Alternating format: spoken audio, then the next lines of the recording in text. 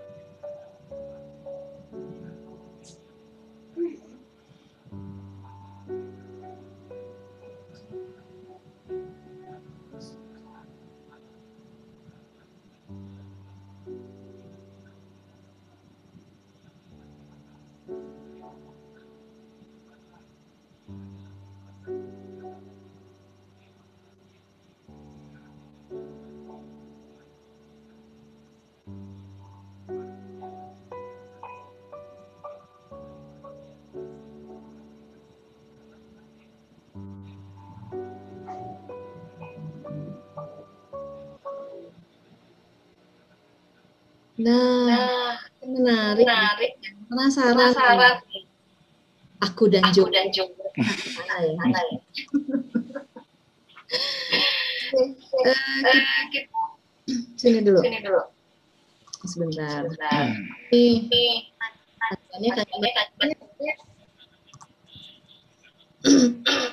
Alhamdulillah ketemu di tahun berapa ya? 2012 ya? Iya. Saat program WKLRC digulirkan, temu rekan guru hebat yang luar biasa, programnya semangat juang luar biasa. Ini ceritanya gimana nih?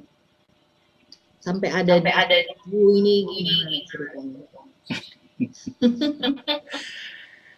Ya, jadi dari mana dulu nih Bu? Saya coba pertama nih. Bentar. Nah ini. Mungkin dari sini berawal cerita. Dari sekolah Bapak lokasinya. Ini di Tasik berapa kali? Kalau perjalanan dari katakanlah dari kabupaten ya, itu kalau perjalanan dari kabupaten menuju ke lokasi itu ya kira-kira 1 jam adalah. 1 jam itu bukan karena jaraknya yang jauh ya Bu, itu karena jalannya saja yang sulit gitu. Jadi, nah betul. Jadi dari jalan provinsi itu menuju ke lokasi SMP itu ya jalannya masih naik turun. Nah itu yang membuat lama itu ya di situ. Apalagi kalau keadaan lagi hujan itu kadang-kadang lebih baik nunggu hujan lebat daripada rintik-rintik, hujannya kecil itu di jalannya justru licin, tidak bisa memaksakan. Sekarang itu udah di PNPM, dicor seperti itu, Tapi justru dengan dicor seperti itu, jalan semakin licin kalau kalau ada hujan gitu, Bu. Iya. Terus dari 12 siswa nih, berapa jumlah rombelnya di sini? Rombelnya itu semua ada 9. Jadi per tingkat itu kelas 7, 8, 9 itu 3 rombel gitu. A, Berarti B, C. ya? Iya. Oke. Kita lanjut. Happy family. Luar biasa. Berarti ini kayak laki-laki semua ya? Laki-laki semua, alhamdulillah. Tiga orang. Nah, yang paling gede itu sekarang baru masuk ke pesantren, Bu. Jadi saya masukkan ke pesantren dengan apa? Dengan harapan ya contohnya ketika menghadapi pandemi seperti ini, kalau sekolah umum itu hampir 2 tahun kan tidak bisa belajar gitu di tatap muka. Nah, mengantisipasi kalau misalkan nanti terjadi apa-apa lagi, di pesantren itu sudah bisa belajar dari mulai pandemi sampai sekarang pun tatap muka masih tetap berjalan gitu. Di mana, Pak? Jadi pesantrennya di pesantren Amanah Muhammadiyah, Bu. Oh, berarti udah masuk PTM ya? Ya, sudah. Tidak pernah berhenti kalau itu pesantren. Kalau yang kedua itu di SD, dia itu kelas 4 sekarang di SD IT At-Taufik Al-Islami Tasikmalaya. Yang kecil. Kalau ini yang si kecil ini baru mau 2 tahun nanti November. Belum bisa bicara. Sehat selalu. Amin. Nah, ini sebelum pengarahan sepertinya ya, sebelum pandemi maksudnya ya. Betul. Agak saya tertarik banget ini kenapa kok pakai sepatu boot gitu.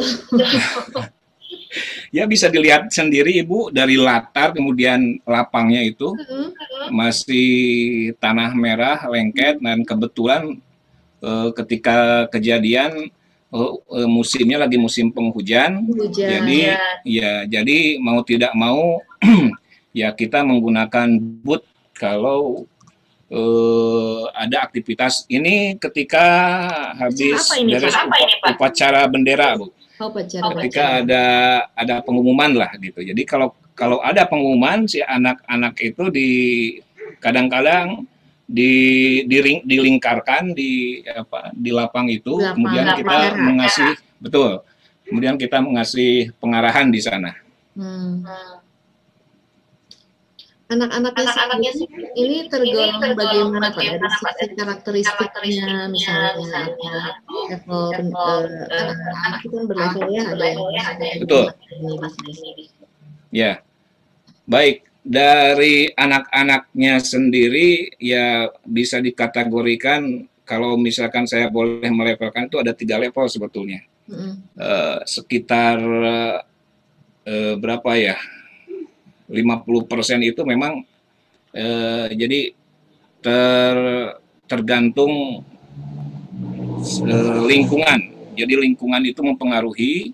Sekitar 50% itu memang kebanyakan kalau kita tidak benar-benar mendekati mereka, mau belajar atau enggak, ya buat mereka seolah-olah nggak ada beban. Nah, sementara yang 30% itu baru ketika kita kasih pembelajaran, mereka mulai terangsang gitu ya. Mereka mencoba apa yang guru ajarkan itu mereka benar-benar mencari tahu. Tapi ketika kita diam, mereka juga diam juga sama gitu. Nah, ada sekitar yang harus dipancing dan pancingannya itu nggak boleh berhenti. Harus terus menerus. Dan ada yang belajar itu kan begitu ya Pak ya. Betul. Dan yang 20% itu yang paling menarik gitu sebetulnya. Menariknya di mana? Jadi ketika kita diam, mereka justru mencari-cari kita. Pak, ini gimana? Ada pembelajaran enggak? Kalau misalkan tidak bisa PTM, ya sudah kita ketemuan saja di mana gitu. Jadi mereka itu seolah-olah ingin menjemput bola gitu. Mereka sadar ketika PTM ini nggak bisa maksimal kalau ya daring seperti itu. Betul. Mereka terus mencari-cari. Ya akhirnya ya secara dalam tanda kutip ya tidak tatap muka di sekolah gitu. Jadi kita paling membentuk kelompok-kelompok, Bu. Kelompok kecil mungkin kelompok kecil, dan itu pun paling banyak 4 orang. Jadi kita no. Jadi guru itu kita berkunjung, Bu, ke rumah mereka. Ya, kita berkunjung ke rumah anak-anak, dan saya minta memang rumahnya itu, Bu, dari satu rumah ke rumah yang satu itu memang berjauhan gitu. Berjauhan. Paling bisa berkelompok itu yang 4 orang itu. Dalam 4 orang itu dia berdekatan ya. Ya. Nah, itu pun ya bertemu di suatu rumah lah, lumayan jauh lah.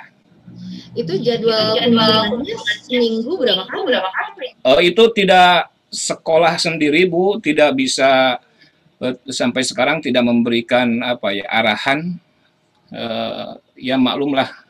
Jadi di sinilah jadi kalau misalkan kita nggak pandai-pandai mencari inisiatif gitu ya, Bu, untuk di sekolah daerah seperti saya itu, ketika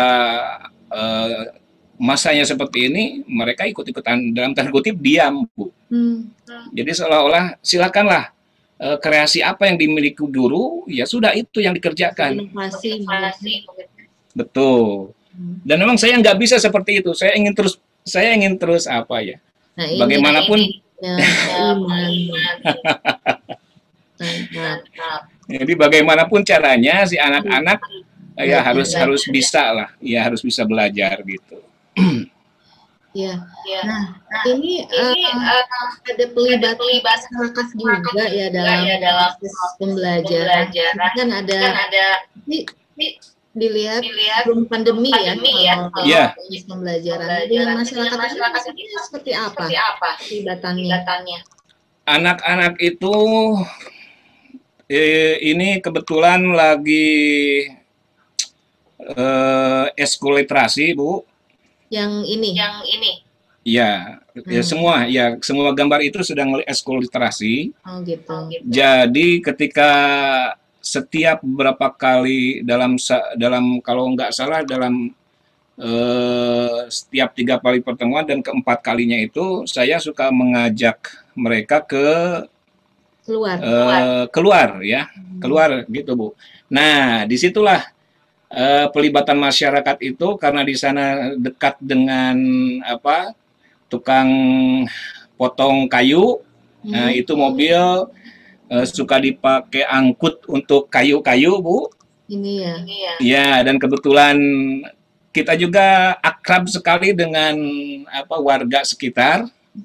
Ya, jadi kita ajak untuk mengantar anak-anak ke tempat yang kita tuju gitu, Bu. Kemana? Nah, biasanya itu ke daerah yang yang pemandangannya seperti puncak gitu, Bu. Yang ini ya. Ya, nah itu seperti itu namanya di Bukit Kecapi, Bu. Jadi di bawahnya itu kelihatan teh. Perkebunan teh, kebun teh. Iya. Nah, untuk literasinya sendiri, seperti apa programnya yang diprogramkan sekolah? Untuk literasi, Bu? Ya. Ya, jadi untuk literasi. Dulu kan beriring dengan program digital kan. Setelah ini kan pengembangan kembalikan ke kabupaten masing-masing. Ya, jadi sebelum pandemi itu, kira-kira ya mungkin ya 2 tahun ke belakang sebelumnya gitu. Program literasi ya kita jalankan seperti awal yang pernah dijalankan. Jadi minggu pertama, minggu kedua itu anak-anak kita suruh untuk membaca ya buku cerita lah. Tapi belum dibatasi, Bu, buku ceritanya buku apa, pokoknya yang bisa mereka dapatkan saja. Kenapa? Karena di perpustakaannya pun masih kekurangan buku cerita. Bahkan kalau misalkan mereka sudah bisa pegang HP, ya bisa membacanya juga dari ya buku cerita dari elektronik itu. Ya pokoknya mereka membaca saja. Nah, kemudian di minggu ketiga mulailah kita merencanakan untuk kemudian diskusi dan presentasi dari mereka. Nah, inilah diskusi dan presentasi itu ya seperti inilah gitu. Nah, itu yang membuat anak itu senang. Keluar tuh kan lebih semangat ya. Nah, iya itu. Betul. Betul. Nah, tapi dengan masa pandemi ini program literasinya sendiri diarahkan ke digital atau bagaimana? Khusus untuk saya memang diarahkan ke digital. Ketika sekolah tidak memberikan arahan harus seperti apa, kemudian ketika ya guru-guru yang lain juga sederhana saja, buka WA, anak-anak tolong buka buku halaman sekian, kerjakan, tulis, bikin rangkuman seperti itu. Saya nggak mau seperti itu. Berbagai aplikasi saya bikin, Bu. Saya nggak bisa bikin vlog. Akhirnya saya juga bikin vlog minta otodidak lah nyari gitu di YouTube. Nah, makanya vlognya jelek, Bu. Pokoknya itu untuk anak saya saja gitu. Nah, kemudian di Facebook juga ada itunya, ada grup Facebooknya. Kreatif banget itu yang pas tentang apa? Nah itu. Nah paling kendalanya memang sinyal, Bu, di sini. Sinyal, kemudian kepemilikan HP itu memang anak-anak di sini ya sangat kurang sekali. Kadang minta pinjam sama orang tuanya itu masih banyak seperti itu. Kadang dimasukkan masih banyak, Bu. Masih sekitar 40% ada. Terus solusinya bagaimana dengan yang tidak? Nah itulah kenapa khususnya saya di pelajaran saya bahasa Inggris meminta ke anak itu, kalau yang tidak punya handphone, kemudian tidak punya kuota, ya mereka saya anjurkan untuk bekerja kelompok itu. Jadi satu saat mungkin ada seorang yang punya kuota, nah ikut kerja kelompok. Tapi kerja kelompoknya nggak paten, Bu. Jadi kalau misalkan si anak dekatnya dengan si A yang punya kuota dan punya HP, ya udah ke sana. Itu nggak paten. Nah, kemudian betul. Kemudian dibikin tugasnya itu yang aplikatif langsung. Jadi tidak kalau bahasa Inggris kan yang dituntut dari anak itu anak bisa membaca, kemudian anak ya betul, anak ya, bisa pronunciation-nya bagus. Nah, paling sederhananya sebelum tes melalui Google Form gitu, saya membuat voice note, kemudian gambar percakapannya saya kirimkan di WA, dan itulah yang paling sederhana bagi mereka. Tetapi voice note itu tidak hanya sekedar percakapan, tetapi juga kita menerangkan sedikit di sana, kemudian cara membacanya bagaimana, dan akhirnya ya itu dikirimkan via grup WA. Dan anak-anak, saya sampai membuat tutorialnya, Bu, bagaimana cara mengirimkan percakapan melalui voice note sambil membaca teks bahasa Inggris. Jadi seperti itu, Bu. Berarti nggak mati gaya gitu buat gurunya ini. Nah ini sampai memperkenalkan printer juga nih, luar biasa. Ini semua anak-anak digiring ke mana ini? Ke perpus atau ke mana? Nggak, sebetulnya ini nggak sengaja, Bu. Sebetulnya ini nggak sengaja. Jadi ketika nah kebetulan itu adalah teman saya operatornya gitu. Saya yang lagi mengajarnya. Jadi saya meminta waktu itu mengeprint sebuah cerita lah. Sebuah cerita saya tahu, saya ngerti gitu bahwa mereka di rumah nggak punya print, nggak punya laptop. Saya tahu itu. Tapi saya ingin memperkenalkan bahwa apa yang selalu mereka baca di buku gitu ya, buku-buku teks itu kan semuanya berupa ya hasil printan gitu. Nah, kemudian ya udah kalau seperti itu kita print saja di sekolah. Jadi ketika anak-anak diperlihatkan mesin printnya saja, mereka pada mendekati, Bu. Itu tuh jatuhnya. Pada diliatin gitu. Ini mesin apa sih? Ini fungsinya apa tuh? Iya, mereka baru lihat. Ini kelas berapa? Itu kelas 9, Bu. Oh, kelas 9. Itu kelas 9. Ketika kertas keluar dari printnya itu, ya itulah. Jadi kayak pengalaman baru gitu bagi mereka. Betul. Dan itu yang membuat saya ingin ya apa ya di moto saya itu kan belajar kemudian beramal kemudian ikhlas gitu. Jadi kalau misalkan ada yang belum bisa saya pelajari, ya saya pelajari. Setelah dipelajari saya amalkan, saya ajarkan ke anak-anak. Dan setelah itu ya, dan setelah itu ya anak-anak ya senang aja gitu. Saya senang melihat anak-anak senang gitu. Nah, itu kebahagiaan guru ya, Pak ya? Betul, Bu. Oke. Nah, lihat dulu nih videonya.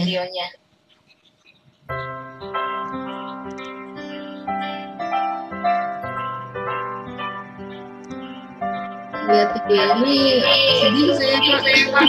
Ini waktu soft opening WJRLC. Ya, soft opening yang bisa kita dengar dari rekaman suara Bapak Pendidikan Pak Asep itu.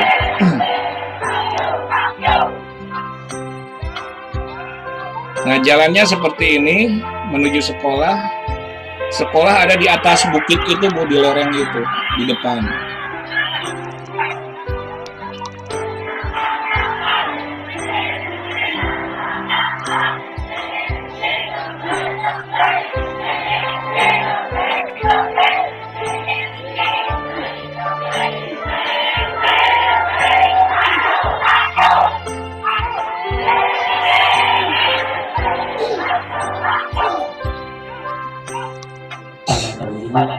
Termasuk dari rintisan-rintisan yang ada.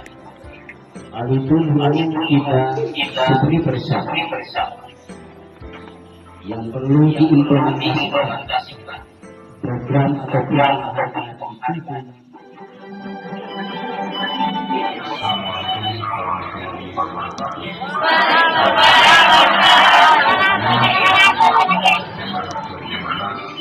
Sampai dengan tanggal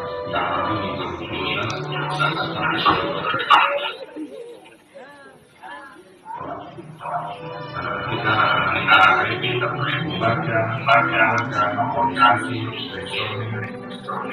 atau apa yang dilakukan mereka kebiasaan masyarakat sistem sambit penting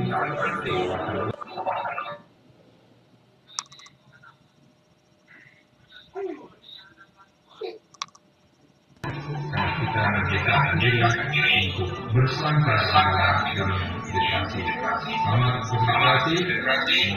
Semoga Allah SWT tidak memberikan kepada kita semua. Assalamualaikum warahmatullahi wabarakatuh.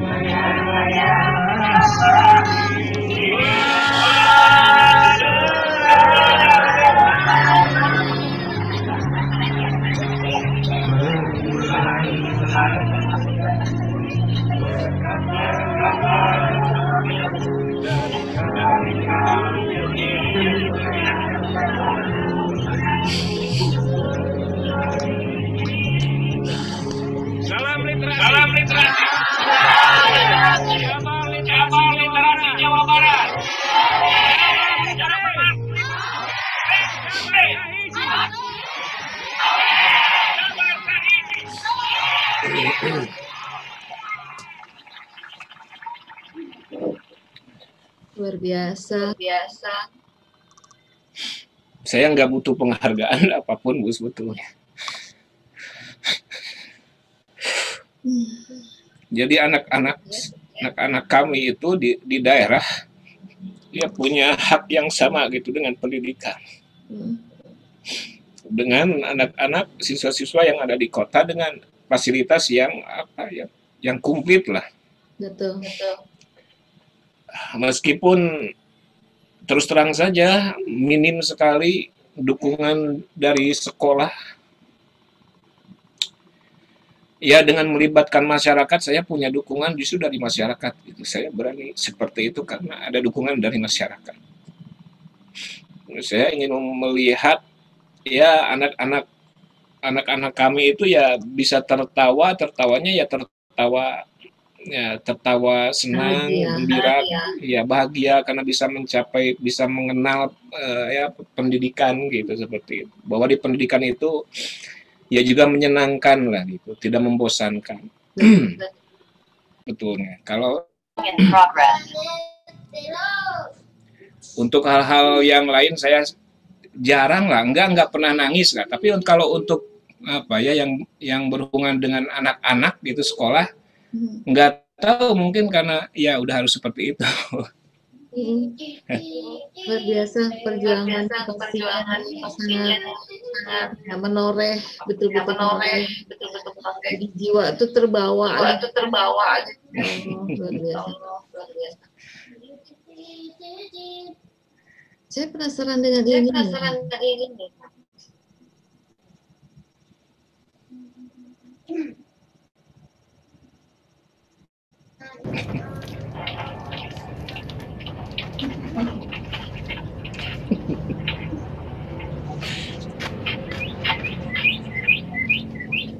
Koleksi burung. Itu apa? Itu dapat ngasih aja, Bu. Sayang kalau nggak diurus. Ini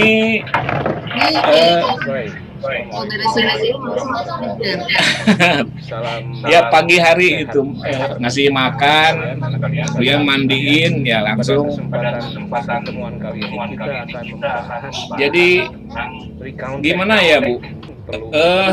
Itu rambut saya, Bu, lagi panjang tuh, Bu.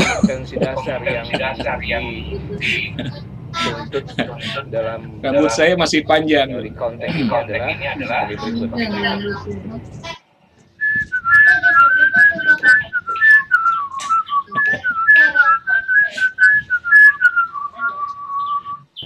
Itu untuk pengetahuan. Kemudian keterampilannya adalah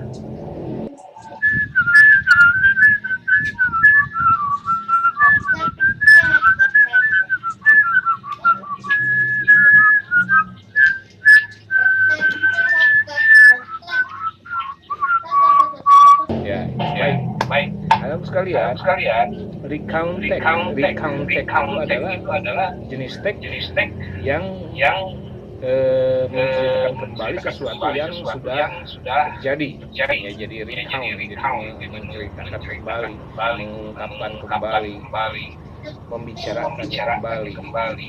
Misalnya apa? Cerita-cerita yang sudah kita lewati masa yang lalu. Contohnya ini last holiday. Contoh liburan saya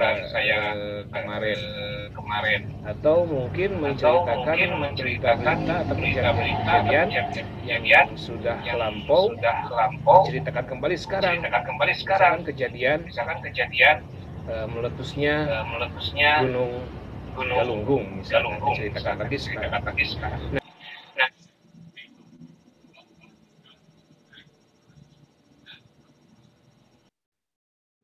Tim inisiatif.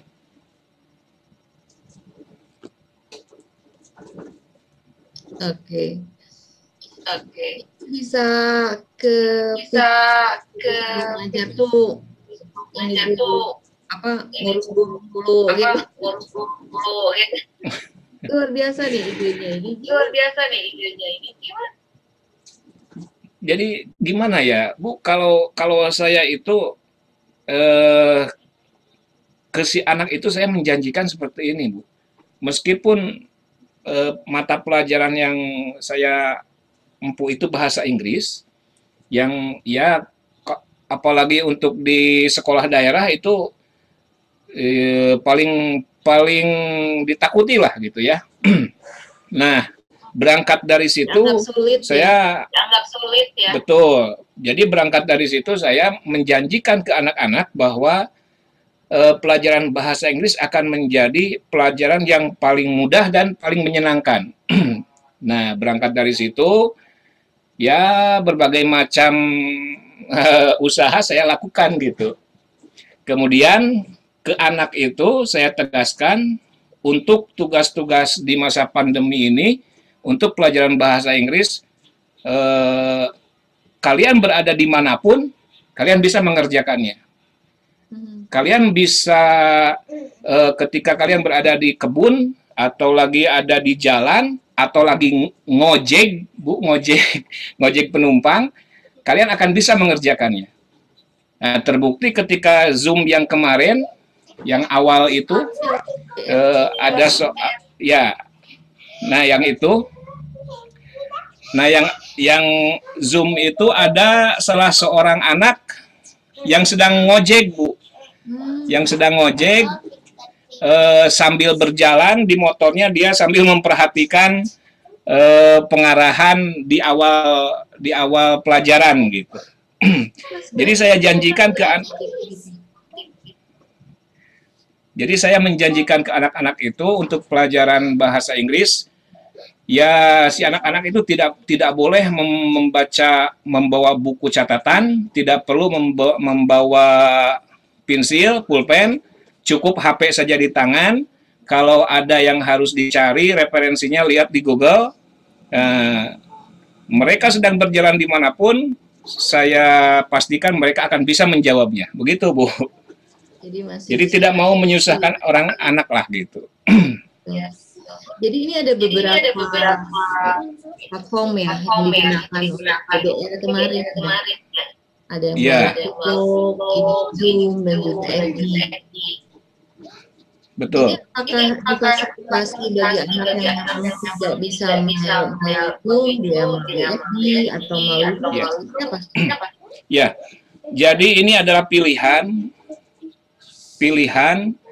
sebetulnya yang ditetapkan oleh sekolah itu dalam rapat minim sekali, Bu. Cukup di WA saja. Cukup di WA saja.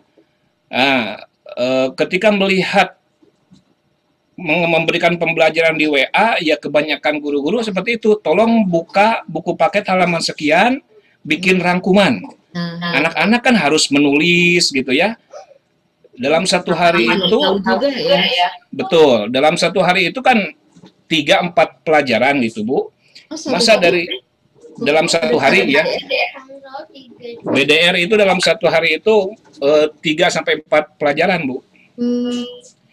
Jadi setiap seminggu satu kali semua mata pelajaran tersebut atau bagaimana? Enggak, seperti jadwal biasa saja.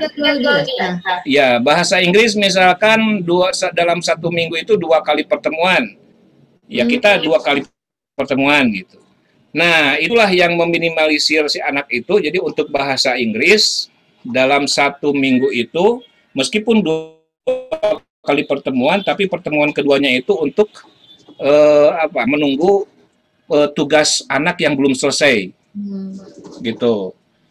Nah, ini ada blog, kemudian blog ada melalui Zoom, kemudian melalui FB. Ini adalah salah satu cara upaya bagi mereka yang bisa mengakses aplikasi-aplikasi tersebut gitu, Bu. Jadi saya menyantuni, saya yakin di antara anak-anak asuhan itu ada yang bisa melakukan ya seperti membuka vlog gitu ya, blog, kemudian Zoom, kemudian FB gitu. Nah, jadi ini, nah kalau misalkan saya tegaskan ke anak itu, jadi seluruh tugas anak itu akan bisa dilihat kapanpun, ketika mereka sudah keluar dari sekolah pun, mereka bisa melihatnya karena ada dokumentasinya, tidak akan pernah hilang. Ada jejak digital ya? Ya, ada jejak digital. Nah, jadi cenderung untuk menyantuni anak yang ingin maju saja begitu. Kreatif ini dampaknya dari pembelajaran yang diberikan variasi seperti ini buat anak-anak sendiri seperti apa? Buat anak-anak sendiri ya menyenangkan, Bu. Jadi ketika jam pelajaran bahasa, mereka ada yang mengakses semuanya atau salah satu? Nah itu, jadi gitu. Jadi seperti tadi saya beritahukan, Bapak nggak mau tahu, kalian harus belajar. Jangan lagi ada alasan saya tidak punya HP, saya tidak punya kuota. Bapak sudah dari awal sudah menyarankan untuk selalu belajar kelompok. Dalam artian yang tidak punya HP harus inisiatif menemui temannya yang punya HP, kemudian di sana belajar bersama. Kenapa? Saya contohkan, Bapak saja dari rumah ke sekolah 1 jam untuk menemui kalian, masa kalian menemui teman saja yang kira-kira mungkin perjalanan 15 menit nggak mau. Nah, seperti itu. Jadi diupayakan mereka untuk belajar kelompok saja bagi yang tidak punya HP dan tidak punya kuota. Seperti di sini ya Pak ya. Ini ada berdua, ada yang berlima, ya. Betul. Dan mereka mungkin ada batasan kota, ya, jadi bisa dikelompokkan seperti itu sebagai alternatif selanjutnya ya. Betul. Oke. Ini bagian dari lain ya, alternatif dalam mengajar bahasa aja juga. Assalamualaikum. Jadi memperkenalkan bahwa sekolah kota ini seperti ini loh, gitu. Cuma memperkenalkan saja. Anak-anakku sekalian, semoga kita ada dalam keadaan baik-baik saja ya di masa pandemi kita saat ini.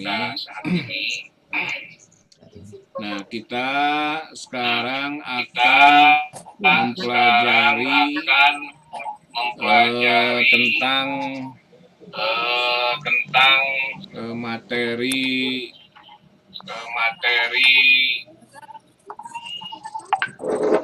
ini nih, greeting ya. Kelihatan kan? Sip.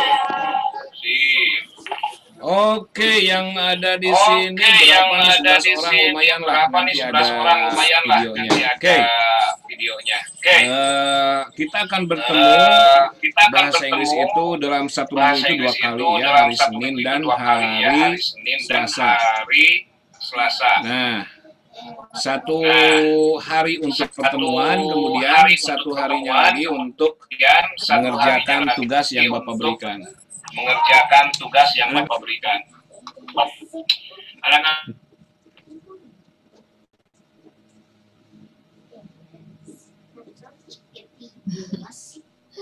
Luar biasa, ini benar-benar kreatif sekali ya, dari beragam tadi.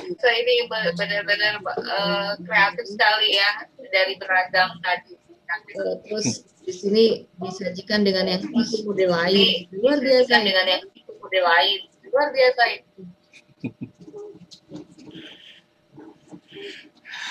Ya, berusaha saja Bu, apa ya. Terus terang,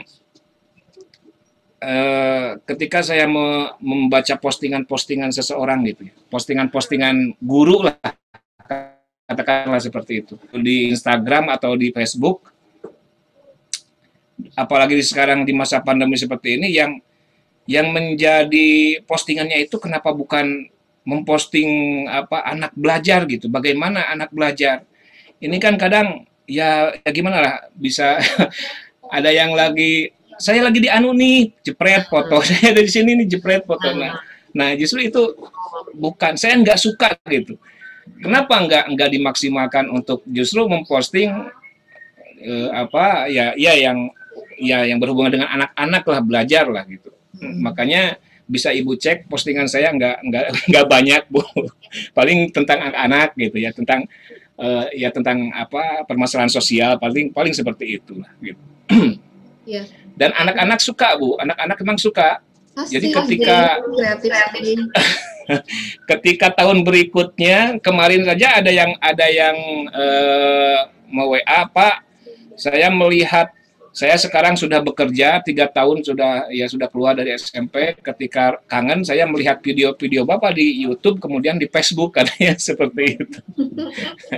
Jadi kenangan bagi mereka. Dan itu akan diingat terus kemana mereka besar ya. Iya, begitulah. Ada satu poin penting misalnya di sini, bahwa kita itu sebagai guru kan tentunya dengan mengetahui pembelajaran unggul ya, tentunya kan membuat mereka juga belajarnya tidak hanya atas saat itu gitu kan. Betul. Ya. Ya, terasa ini udah hampir 1 jam ya Pak ya, ngobrol. Belum di akhir. Kita penasaran dengan kostum Joro-nya tuh. Ada Bu, tapi ya mungkin hanya topi saja Bu. Masih ada. Ada topi, kemudian ini Bu, ada Bu. Siap, saya pakai Bu sekarang Bu. Nah, Ntar. Nah, sebetulnya sih apa kostum Joro ini simpel saja Bu. Kayu cuma dibolongin.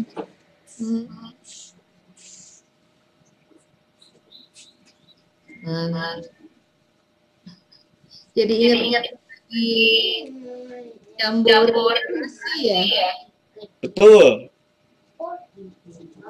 Kita berkostum. Saya sengaja Bu milih kostum Joro itu yang paling mudah aja. Topi mudah ada gitu ya. Kemudian ini cuma kain seperti ini aja Bu. Buat sendiri. Ya bikin sendiri. Ini cuma kain saja dibolongin tengahnya gitu. Ini cuma diikatkan saja seperti ini. Nah, kemudian cuma paling pakai ini. Udah jadi Joro. Yes, mantap. Udah jadi Joro. Nah, Joro kostum Jambore itu apa? Dasar pikiran apa? Kalau sempat ada judul lagu The Mask of Joro Bu. Dalam liriknya itu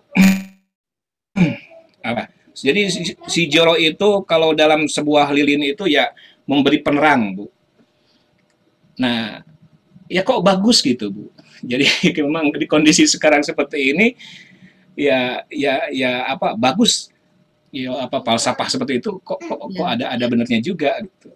Ya selain mudah membuatnya ya seperti itulah latar belakangnya. Berbantai ya. Betul. Tadi agak terpotong nih tentang kasih perjuangan moralitasnya. Ya. Betul. Jadi di Tasikmalaya itu ada kota dan kabupaten Tasikmalaya. Kebetulan di Jambore Literasi itu cuma satu sekolah lah yang diberi kesempatan untuk menghadiri Jambore Literasi. Itu menjadi syaratnya itu kan harus ada postingan setiap paling tidak dalam 1 bulan itu si anak benar-benar sudah membaca dalam 6 bulan itu 24 buku itu. Nah, pada waktu itu di kota dan kabupaten Tasikmalaya memang sudah ada yang 24 lebih lah buku ya di sekolah-sekolah yang lumayan dekat di jalan provinsi lah. Nah, saya nggak tahu kenapa justru kami yang diundang dalam Jambore itu. Kenapa? Karena kami cukuplah di soft opening saja diundang ke pembukaan, peresmian, ya ke launching, kami sudah senang, cukup gitu. Sampai sana saja sudah cukup. Tapi mungkin Dinas Pendidikan juga memberikan kesempatan karena awalnya memang SMP kami yang diberikan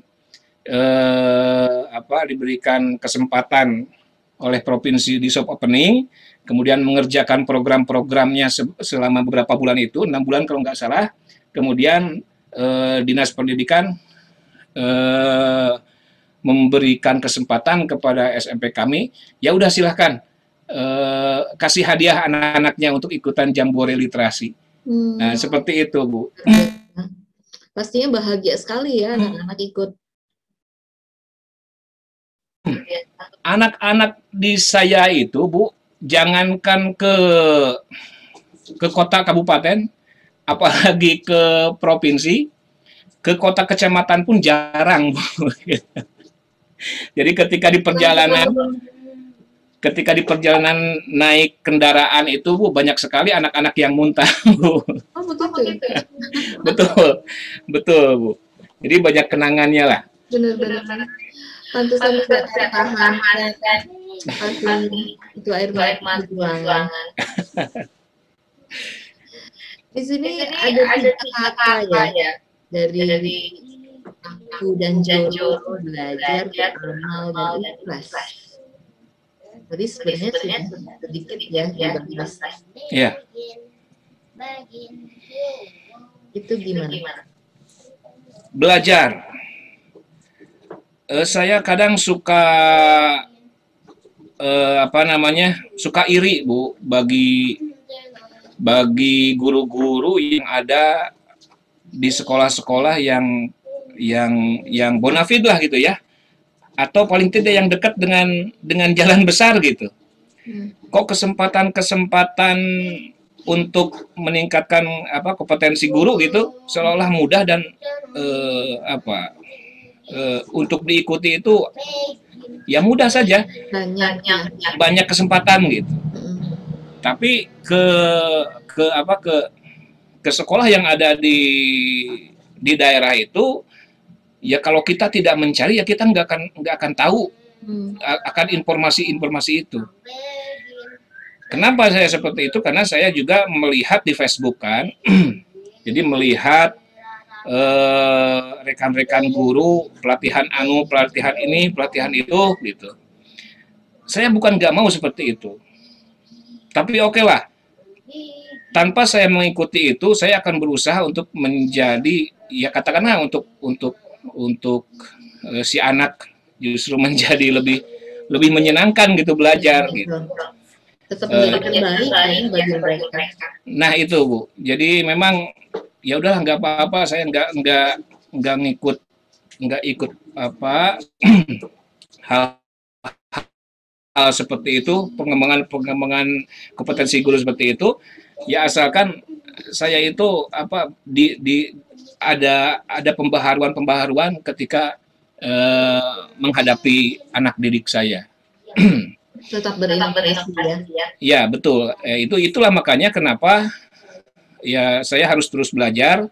Ketika saya mendapatkan pembelajaran misalkan dari media sosial, ya, saya cari tahu referensinya dari mana, lalu ya saya pelajari dan saya ya ajarkan.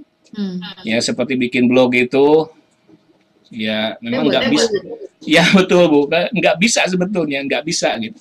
Tapi saya punya kenalan saya itu ya justru dari sekolah yang sebelumnya Bu. Saya pernah honor di sekolah yang jarak dari rumah itu 2,5 jam di Sodong. Sodong itu puncak tertinggi Kabupaten Tasik. Nah, alumninya itu alhamdulillah sudah ada yang pandai bikin website gitu Bu. Kenapa dia pandai bikin website? Karena ketika saya mengajar di sana, 2 hari saya di Sodong itu, anak itu yang selalu menemani saya di sekolah tidur. Karena nggak mungkin pulang Bu dari Tasik, kemudian ke Sodong itu 2,5 jam. Jam mengajar saya hari Senin dan hari Selasa, ya saya terpaksa tidur di sekolah. Nah anak itu yang menemani saya tidur di sekolah. Itu tiap hari? Setiap minggu sekali Bu. Oh, seminggu. Saya hari Senin, Selasa gitu ya. Jadi ketika saya ada di sana, saya menyuruh dia untuk bikin liwet untuk rekan saya dan hadiahnya, Pak, saya pengen bisa laptop. Ya udah. Ketika saya ada di sana, dia ngoprek laptop Bu. Dan alhamdulillah ya sekarang dia udah bikin website Bu. Malahan sudah bisa bikin aplikasi yang seperti Facebook. Luar biasa. Alhamdulillah. Ya. Dan sudah menuju masuk 1 jam nih. Iya. Bisa 3 kata saja untuk sebagai pemantik gitu ya, guru pejuang, tapi 3 kata saja. 3 kata. Untuk guru pejuang. Untuk guru pejuang, saya nggak tahu Bu, bacanya itu harus orang lain yang itu. Pokoknya ya itu aja, belajar, beramal, ikhlas aja itu. Berarti 3 kata itu ya. Belajar, beramal, ikhlas. Iya, Itu betul. yang pertama. Bisa saya mungkin buat rekan-rekan perjuangan di guru-guru ini ya, masa pandemi ini ada pesan bisa disampaikan. Pesan saya ya justru anak-anak itu sedang membutuhkan kita. Jadi kita sebagai guru-guru jangan merasa didinabobokan dengan kondisi seperti ini, karena kita nggak tahu generasi ke depan itu mau seperti apa. Apakah memang ada generasi yang dari sekarang hampir 2 tahun tidak PTM atau enggak. Jadi kita manfaatkan sebisa mungkin. Kalau belum bisa tatap muka, kita benar-benar mengasuh anak itu, mengasuh siswa itu dengan hati lah gitu. Apa yang bisa dilakukan kita optimalkan lakukan, karena anak-anak pun memerlukan itu. Kita buktikan bahwa kecintaan, kekangenan mereka untuk bisa sekolah dengan normal itu kita aplikasikan dulu ketika kita BDR sekarang itu kita optimalkan untuk membuat anak senang gitu Bu. Makanya saya nggak pernah apalah, ya udah kita enjoy saja Bu. Tapi tetap ya menjadi mereka selalu belajar. Iya. Luar biasa, terima kasih sekali sudah hadir di sini, curhat bersama di kreasi, inspirasi cipta dan karya.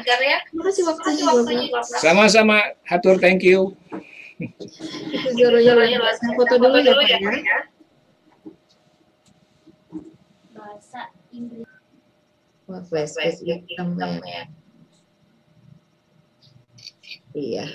Terima kasih Bapak. Sama-sama Bu. Sahabat itulah kita sudah berbincang ya dengan sahabat dari guru pejuang dari Salalu yang luar biasa. Semoga bisa menginspirasi semuanya. Tantangan menghadang, pejuang melawan. Yuk.